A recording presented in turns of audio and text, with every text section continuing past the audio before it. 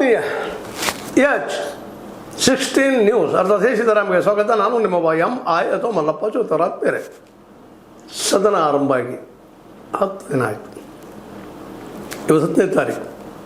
ಇವತ್ತಾದರೂ ಗೃಹ ಮಂತ್ರಿ ಅಮಿತ್ ಶಾ ಸದನಕ್ಕೆ ಅದರ ಪಾರ್ಲಿಮೆಂಟಿಗೆ ಬಂದ ಪ್ರಶ್ನೆಗಳು ಕೇಳ್ತಾ ಇದ್ದಾರೆ. ಜುಲೈ 20ರಂದು ಆದಂಥ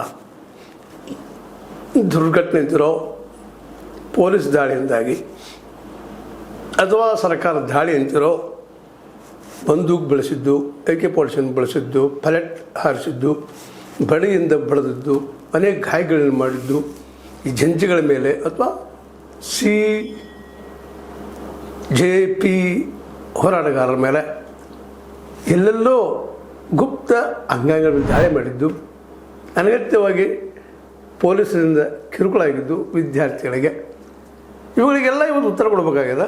ಶಾರು ಕಳೆದ 10 ದಿನಗಳಿಂದ ಪಾರ್ಲಿಮೆಂಟ್ ಸ್ಟಾರ್ಟ್ ಆದಾಗಿಂದ ಶುರುವಾಗಿದೆ. ಉತ್ತರ ಕೊಡಿ, ಆಮೇಲೆ ಆನ್ಸರ್ ಚಾಹಿಯೇ ಅಂಥೇಳಿ ರಾಹುಲ್ ಗಾಂಧಿ ಮತ್ತು ವಿರೋಧ ಪಕ್ಷಗಳು ಕೂತ್ಕೊಂಡು ಬೆನ್ನು ಹತ್ತಿದ್ದಾರೆ. ಇವತ್ತು ಅಮಿತ್ ಶಾ ಅವರಿಗಂತೂ ಬಹಳ ಅನಿವಾರ್ಯ. ಇನ್ನು 3 ದಿನದಲ್ಲಿ ಸದನ ಮುಗಿತದೆ. ಅಷ್ಟರೊಳಗೆ ಅವರು ಬಹಳಷ್ಟು ವಿಷಯಗಳನ್ನ ಅಲ್ಲಿ ಬಿಲ್ಗಳನ್ನು ಪಾಸ್ ಮಾಡ್ಕೋಬೇಕಾಗಿದೆ. ಅದರಲ್ಲೂ ಮುಖ್ಯವಾಗಿ ಡಿಲಿಮಿಟೇಷನ್ ಅಂದರೆ ಕ್ಷೇತ್ರ ಮರುವಿಂಗಡಣೆ, ಇದು ಭಾಳ ಮಹತ್ವದ BJPಗೆ. ಯಾಕಪ್ಪ ಅಂತಂದ್ರೆ 543 ಸೀಟುಗಳಿದ್ದಾವೆ ಸದನದ್ದು, 45 ಅದನ್ನು 850ಕ್ಕೆ ಹೆಚ್ಚಿಕೊಳ್ಳುವಂಥ ಈ ಡಿಲಿಮಿಟೇಷನ್ ಇದನ್ನು ಪಾಸ್ ಮಾಡ್ಕೋಬೇಕಾಗಿದೆ. ಅದಕ್ಕೆ 2/3 ಮೆಜಾರಿಟಿ ಬೇಕಾಗಿದೆ, 362. ಇವುಗಳನ್ನು ಆ ಬಿಲ್ಲನ್ನು ಪಾಸ್ ಮಾಡಬೇಕಾಗಿದ್ರೆ ಈ 362 ಮಾಡಬೇಕು. ಒಂದು ಜೊತೆಗೆ ಪಾರ್ಲಿಮೆಂಟ್ ಈಗಂತೂ ಸ್ತಬ್ಧ ಆಗಿದೆ. ಈಗೂ ಸ್ತಬ್ಧ ಆಗೋ ಸಾಧ್ಯತೆಗಳಿದ್ದಾವೆ. ಉತ್ತರ ಕೊಡೋದು ಮುಂದೆ ಹೋಗಿಲ್ಲ.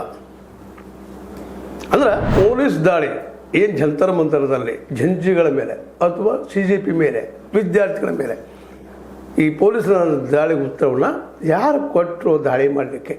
ಅಲ್ಲಿ DIG ಅಥವಾ ಹೆಡ್ ಆಫ್ ದ ಪೊಲೀಸ್ ಮಾಡಿದ್ರ ಅಥವಾ ನೀವು ಮಾಡಿದರೆ ಯಾರು ಮಾಡಿದ್ರಿ? ಇದಕ್ಕೆ ಹೊಣೆಗಾರರು ಯಾರು? ಈ ಪ್ರಶ್ನೆನ 3 ಪ್ರಶ್ನೆ ಕೇಳ್ತಾ ಇದ್ದಾರೆ. ಇದು ಕಳೆದ ಹಲವು ದಿನಗಳಿಂದ ಪಾರ್ಲಿಮೆಂಟಿಗೆ ಬರ್ತಾರೆ ಶಾರು ಕೂಡಿದ್ರೆ ತಮ್ಮ ಆಫೀಸ್ನಲ್ಲ. ಆದರೆ ಪಾರ್ಲಿಮೆಂಟ್ ಒಳಗೆ ಬಂದು ಸದನದಲ್ಲಿ ಉತ್ತರ ಕೊಡ್ತಾ ಇಲ್ಲ. ಉತ್ತರನ ಜಾರಿಕೊಂಡು ಹೋಗ್ತಾ ಇದ್ದಾರೆ. ಆದರೆ ಇವತ್ತು ಏನಪ್ಪ ಅಂದ್ರೆ ಗಾಡಿ ಹತ್ತುವಂಥದ್ದು ಕೊನೆಯ ಅವಕಾಶದ ನೀವು ಉತ್ತರ ಕೊಡ್ರಿ, ಇಲ್ಲ ಅದು ನಡಿಕೊಡೋದಿಲ್ಲ. ಜಾಮ್, ಪಾರ್ಲಿಮೆಂಟ್ ಜಾಮ್ ಅನ್ನೋ ಸಾಧ್ಯತೆಗಳಿದ್ದಾವೆ. ಅದಕ್ಕೆ ಏನಾಗ್ಬೋದು ಇವತ್ತು ದಿನದಿ ಬಹಳ ಮಹತ್ವದ ಬರ್ತಾರ ಶಾರವರು ಉತ್ತರ ಕೊಡ್ತಾರೆ. ಯಾಕಂದ್ರೆ ಸಣ್ಣ ದಾಳಿ ಎಲ್ಲ ಮಕ್ಕಳ ಮೇಲೆ ಆದಂಥದ್ದು ದೌರ್ಜನ್ಯ